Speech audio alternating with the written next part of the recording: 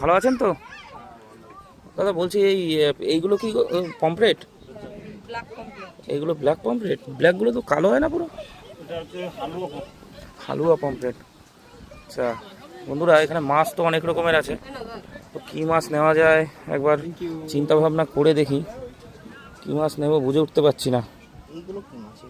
এইগুলো আচ্ছা, এইগুলো এইগুলো তো ওদা এইগুলো, এটা কি মাছ? তোপসে কত করে? এটা 3 পিস 200 টাকা। এরকম সাইজের আছে? আর 2 পিস দাও তাহলে। ও এই 3 পিস 200 টাকা। এটা কিভাবে করে দেবে? পকোড়া হবে? পকোড়ায় কি ভালো লাগে তোপসের? আচ্ছা আচ্ছা ঠিক আছে, দিয়ে দাও। আর এই যে স্কুইড আছে এখানে দেখুন, আর এই চিংড়ি আছে, ফ্রেশ স্কুইড না এগুলো? আর স্কুইডের অনেকগুলো প্রজাতি। হ্যাঁ, এটা এইটা এটা একদম ফ্রেশ, ঠিক বলেছেন। আচ্ছা এই তোপসে খেয়ে দেখি কীরকম লাগে। তো তোপসে বানান। এটা হচ্ছে বকখালি বিচে। তো দেখুন বিভিন্ন ভ্যারাইটিস মাছ আছে।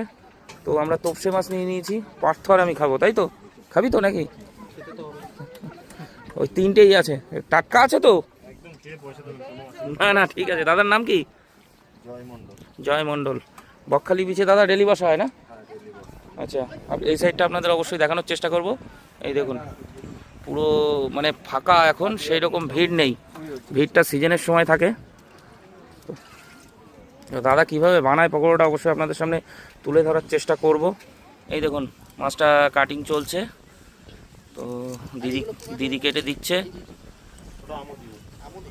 3টে তোপসে নিয়েছি। চলুন বাকিটা ভিডিওর সঙ্গে থাকুন, দেখতে পাবেন পুরো। এখানে আরেকটা জিনিস আমি দেখতে পেয়েছি দাদার দোকানে। দেখুন জ্যান্ত কাঁকড়া এবার খাঁচার মধ্যে রেখেছে দেখুন।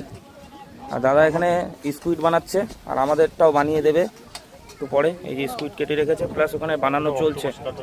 এটা অক্টোপাস? ও তাই তো, এই তো অক্টোপাস। এই যে দেখবেন একটা ছিল, ওটা নিয়ে নিয়েছে।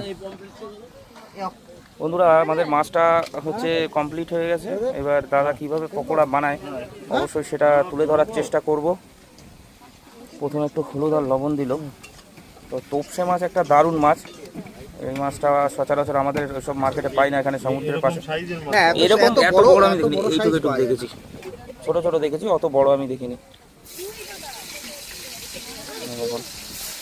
ও ভেজে তারপরে আবার অর্ধেক ভেজে তারপরে বোধহয় আবার করবে না? বুঝতে পেরেছি। দেখুন মাছটা ফ্রাই করা কমপ্লিট। এইবার ওটাকে কড়া ফ্রাই করার পরে, ও আচ্ছা দাদা এইবার বোধহয় করা